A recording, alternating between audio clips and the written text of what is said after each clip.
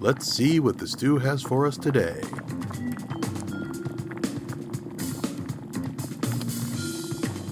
Welcome to the Gnomecast, Gnome Stew's tabletop gaming advice podcast. Here we talk with the other gnomes about gaming things to avoid becoming part of the stew, so I guess we'd better be good.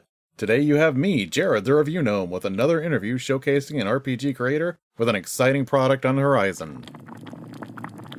Hello, today on the Gnomecast we have a special guest. Could you introduce yourself and let our audience know where they might know you from in the world of RPGs?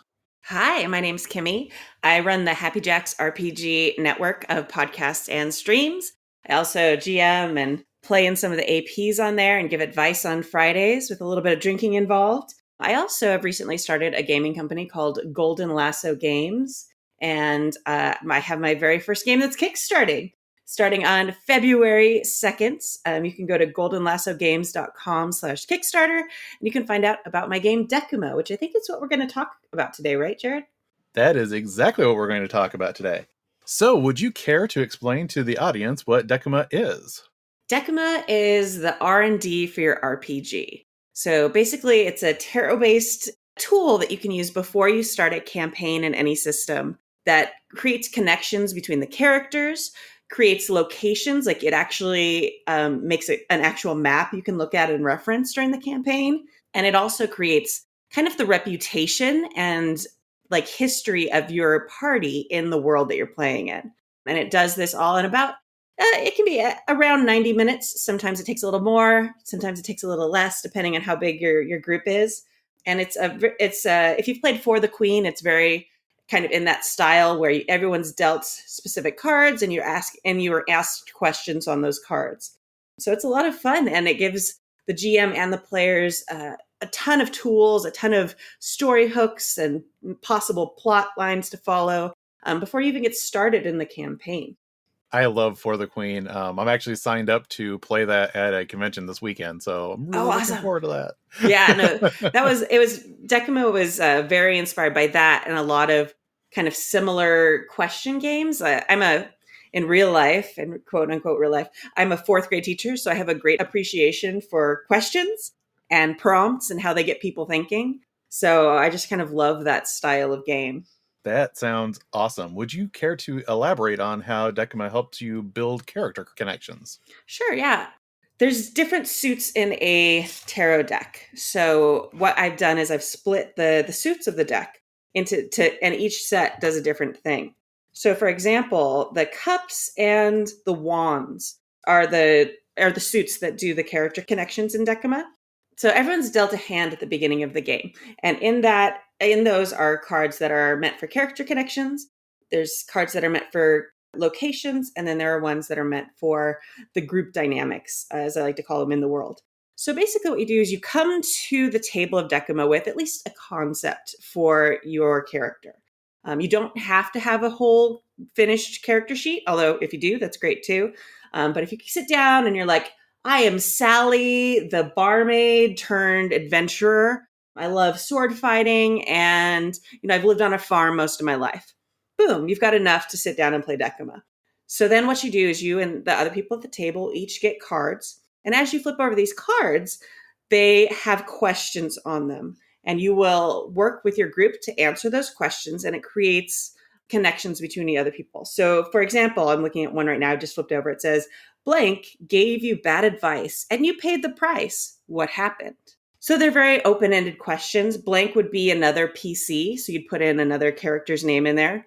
And there's so many possibilities. There's 78 cards in a tarot deck, and each card has 2 questions on it.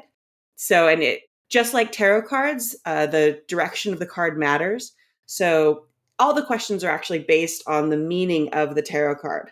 Some people are very big believers in tarot. I tend to think of it as a kind of like an ink blot test where it like helps you kind of think about the things that are already on your mind. Mm-hmm. But every single card in the whole deck has different meanings. And then those meanings change whether the card is facing up when you flip it over or facing upside down. So Decuma is the same way. You get dealt a hand, and then you flip over the card, and whichever way it's facing, you answer the question that's facing you. So it's sort of got like this like feeling of fate, like this is the question you're fated to have. Mm-hmm. And it's a lot of fun. It's amazing what people come up with.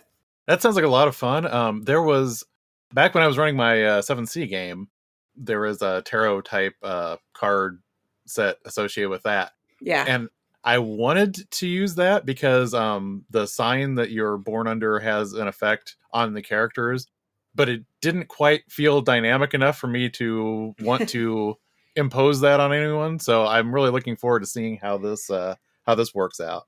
Would you care to go into how this helps you build locations in a campaign? Sure. Very similar. Same thing with the location cards, except you actually have a blank piece of paper in the middle of the table. Or if you're playing online, you can use Google Draw or something similar. I've done that very successfully before. And as you come up with things from the location, you also add things to the map. So the location questions aren't just like, some of them are like, where do we go when we're feeling good in our location? So most important thing is like you kind of have to figure out what your location is when you start the game. If you're playing in the Wild West, it's probably a Wild West town. I've made everything from a single house, like we did a haunted house game. So we sat there and everybody added details to this particular house, different rooms, scary things, different scary things in it, to like whole kingdoms where there were like different cities and villages and things we added and a mountain range. So it's really, really flexible in that way. And as you add things to this map as you go, it's really great because when you come to, I noticed it most when I used it for a Wild West campaign I was doing. And it was the first time I'd used it.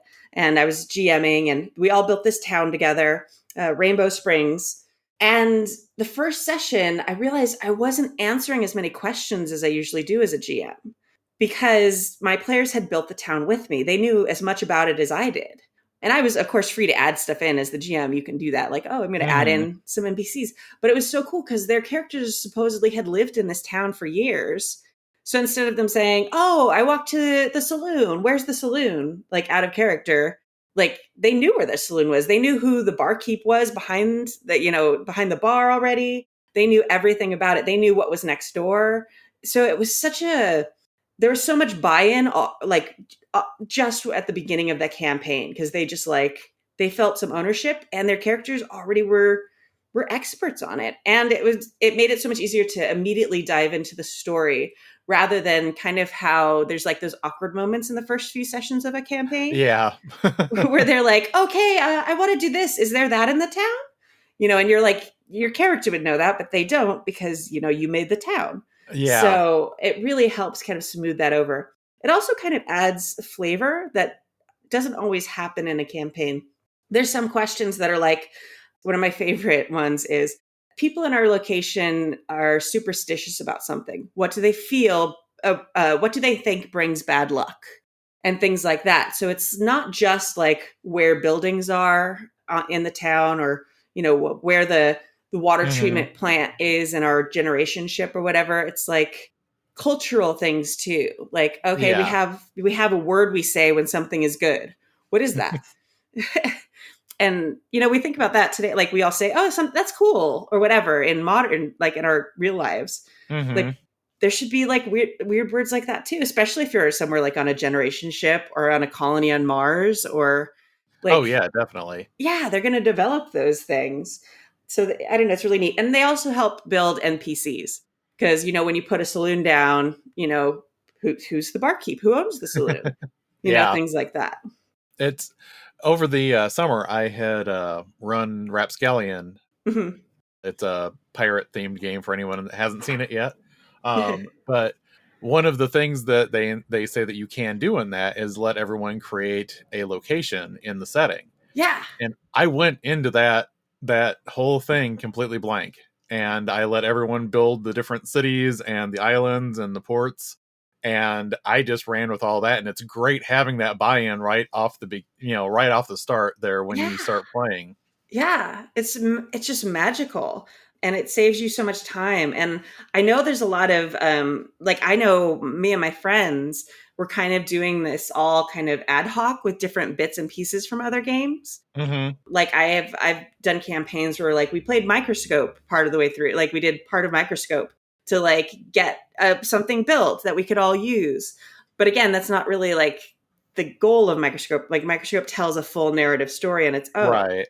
So, and there's also other games like there's The Quiet Year, which is a great kind of like community building game. But again, it's meant to be a narrative story where you play all the way through from the beginning to the end of this quiet year that happens in this location. Mm-hmm. So there's a lot of cool things that do that, but it's not, none of them are really designed specifically to prepare for a campaign. Right. Now, it's interesting because I really do like having these kind of tools to connect characters ahead of time. But since you mentioned Microscope, is this something that, let's say you don't have a campaign in mind, that you could just pass an evening answering these questions and have a full play experience? Absolutely. It does. You have to add on the resolution. There is one. We have a whole bunch of different ways of playing Decuma. So, but one of the ways is like as a standalone game, and the way you do that is kind of when you get to the end of the game. It kind of does. If you play as is, it kind of leaves you. I don't know if I can say this on your podcast, but campaign blue balls is like what my friends. That's what my friends have dubbed it, because they've had to play test it so many times, and they're just like, we just want to play these amazing campaigns. We come up with these amazing places and these amazing characters with all this history, and then we just move on to the next game. But there's a little bit of that. So it's really fun. We have a great time. It's one of those things people have started pulling out at conventions lately, like in between sessions. Generally, what the rules for a standalone play are basically at the end when you've created the world and you've created your character connections and your characters. You basically epilogue at the end, so everyone gets a moment to kind of talk about their character and epilogue. And that can take a lot of forms. I've had people just like narrate a small scene. Mm-hmm. I've also had people like say what like happens to their character over the next year or so. So it's kind of a great way for a player to find closure in their own kind of way, and in a little bit of a narrative and creative way. See, that's been one of the things that has kind of fascinated me sometimes, is the idea when people run into, like, in a campaign where there's another adventuring party, or someone that was an adventuring party in the past. I like that idea of being able to pull this out and maybe telling the story of that adventuring company and then coming back to the regular campaign so that you now have that complete legend that exists in your campaign, ancillary to the campaign that you're currently playing. Absolutely. And I actually did this last week. I'm running a Masks actual play right now. And we had a new person come in and be for a game to sub for a spot because we had a player out. So, it's a high school, a super powered high school. So it was another student there. So like, obviously they would know this other student. So I just handed out 2 of the character connection cards to each person. We didn't bother to do the location stuff because we'd already done that at the beginning of the campaign. But we just went around and everybody answered 2 questions and basically did quick character connections, and had histories in like 15 minutes, 10 minutes with this new character that was just being introduced, like they'd known them for years. As a side note, I'd just like to say, if you haven't listened to Eidolon Academy, it's a really good show. Thank you. I appreciate that. I wish I could take credit for it, but I just like throw the toys out and they play with the toys and they make an amazing story with it. But yeah, it's lots of fun. But yeah, so that's a great kind of example. I've also had some people write in for other weird uses that like I wouldn't expect, because we've had it in playtesting for about a year now. So I've had a bunch of feedback from actually all over the world, which is the most surprising thing.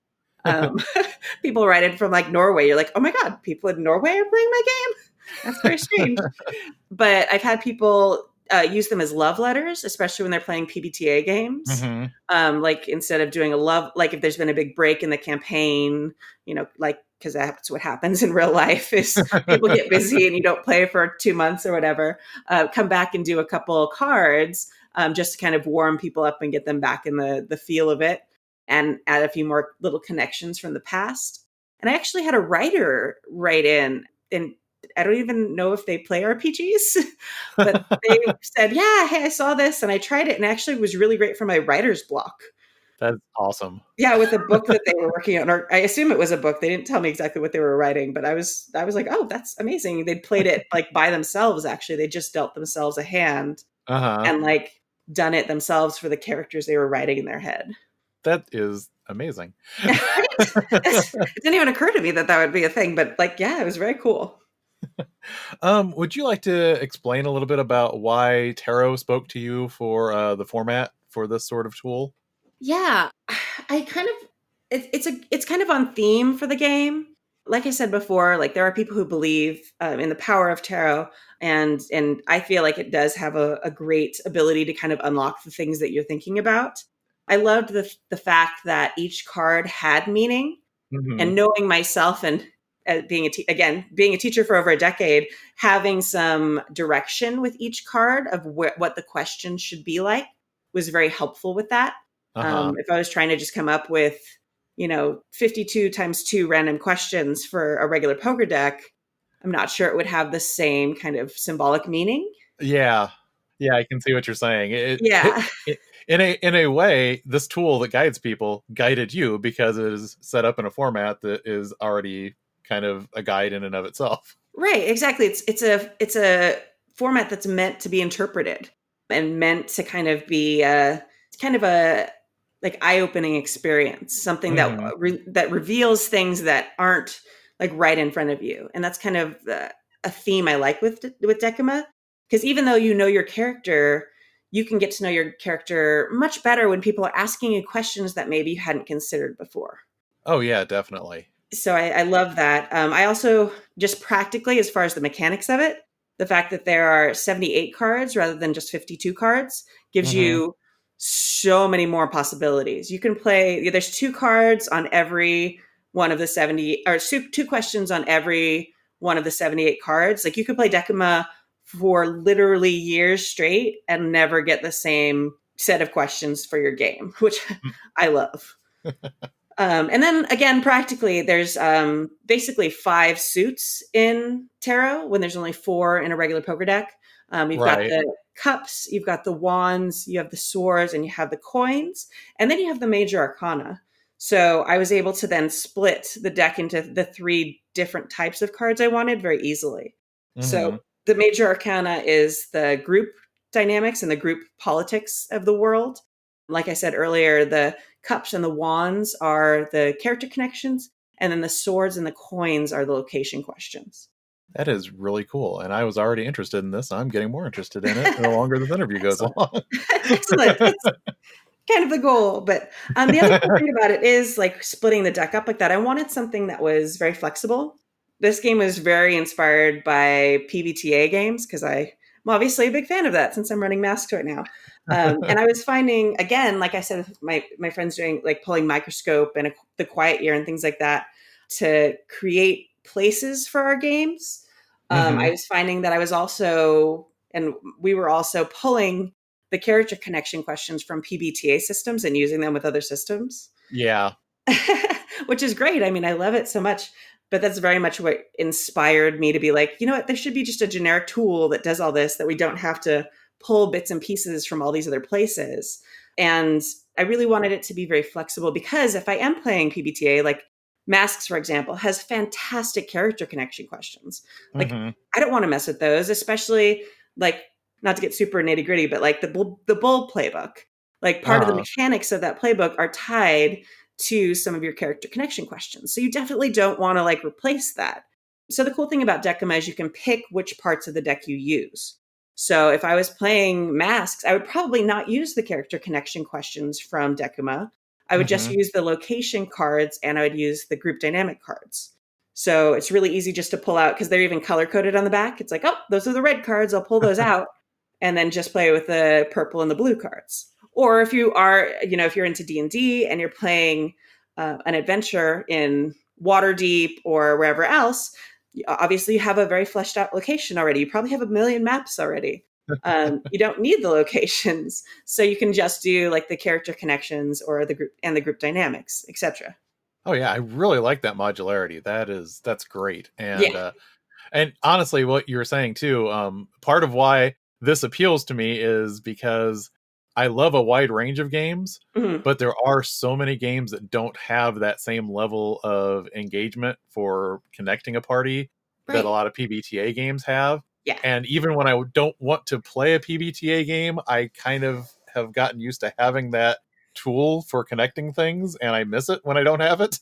Yeah, totally. It's just a jump start to everything. Like rather than having like, oh, I walk into the saloon and I look around to see, does anyone look like they were hired by the same, those things where you're like sitting at a table with, four of your probably close friends.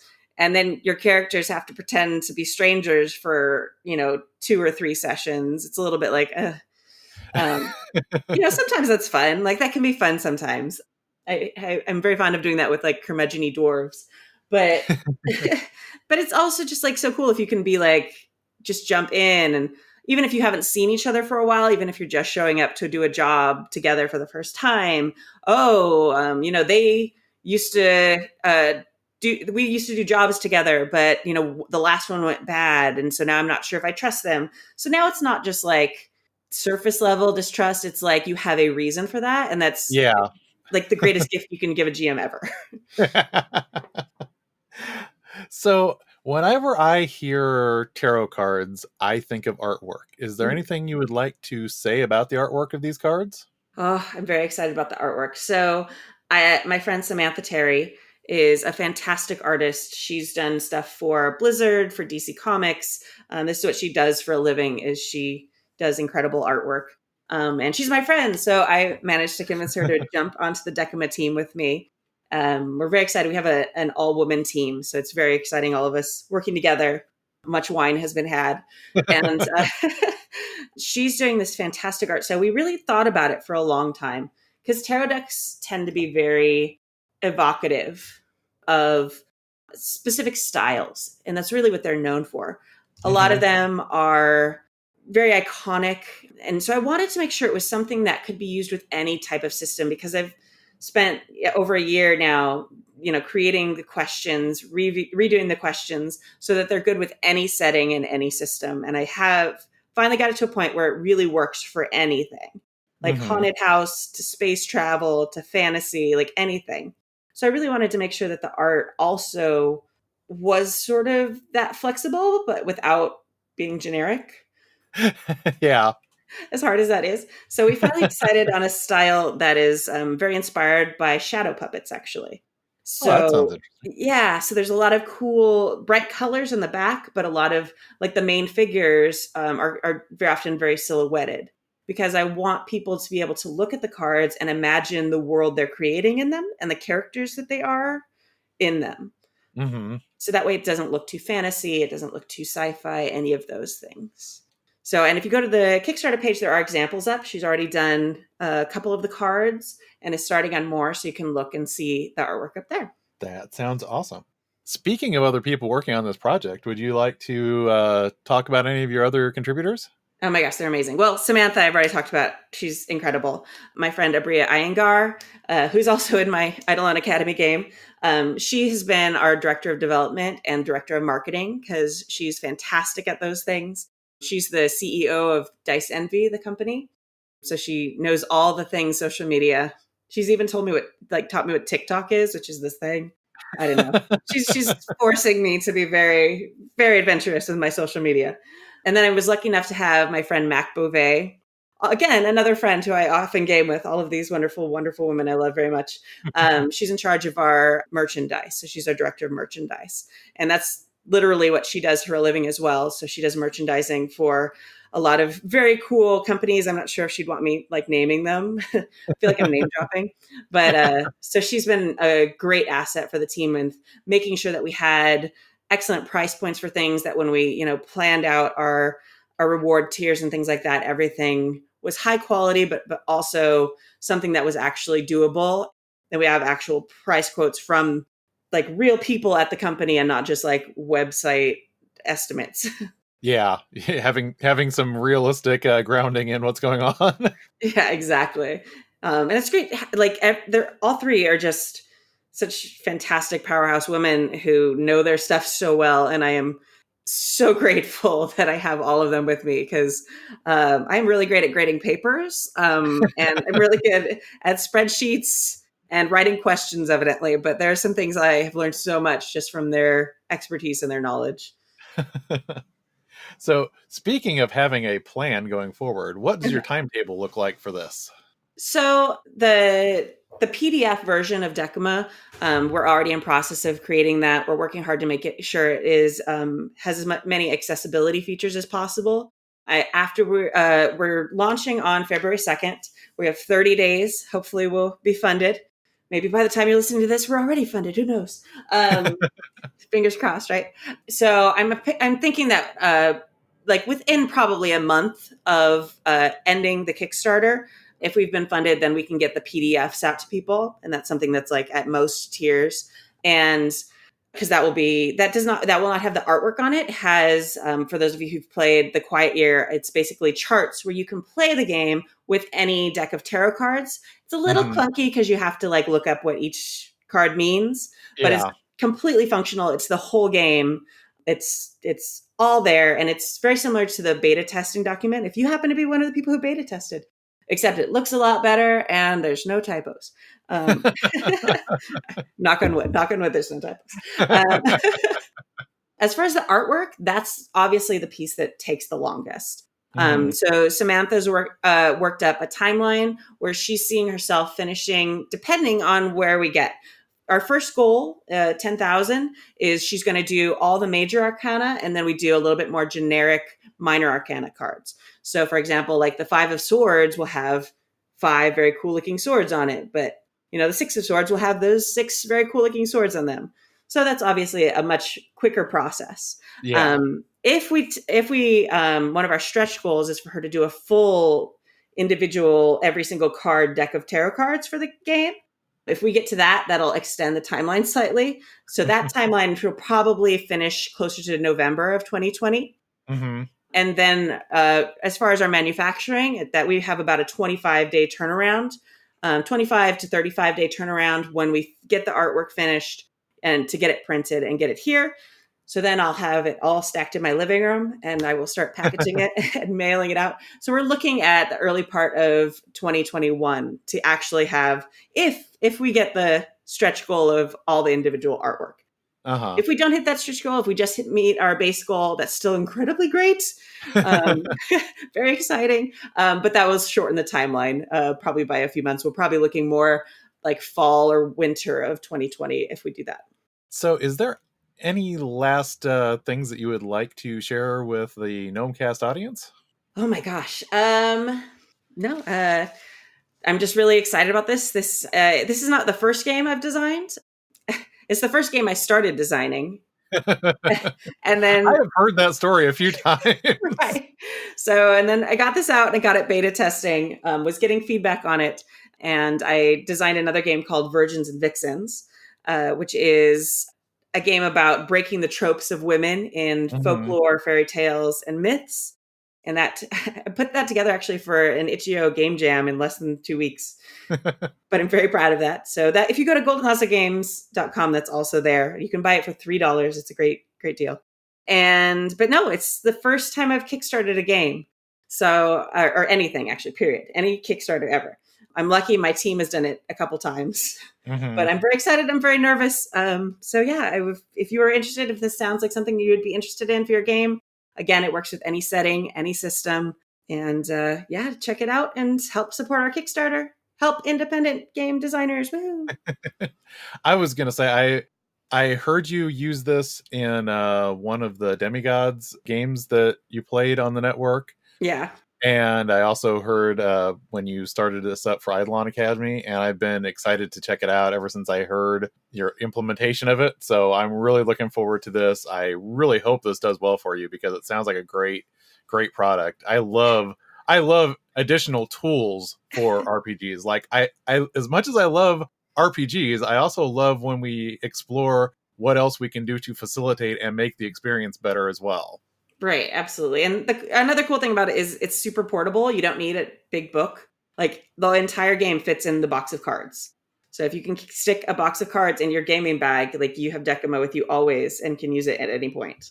That sounds awesome. So where can people find you on the internet? For the games that I design, they can find me at goldenlassogames.com. As far as social media, I am at Golden Lasso Girl everywhere. There's a big Wonder Woman theme going. I know you probably picked up on it. And I'm really active on Twitter.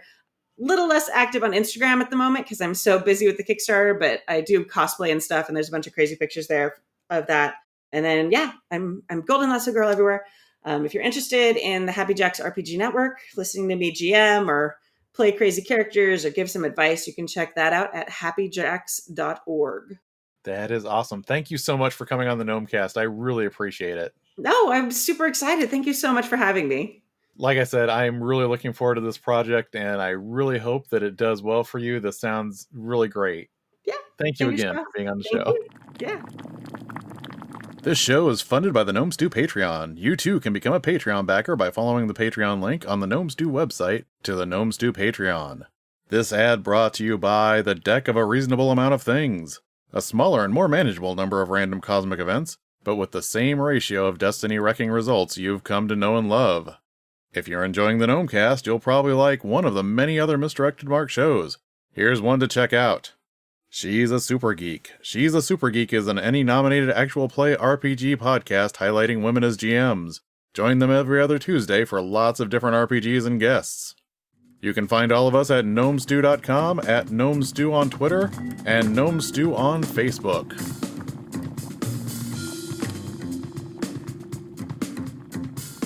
Gnomecast is hosted by Misdirected Mark Productions, the media arm of Encoded Designs.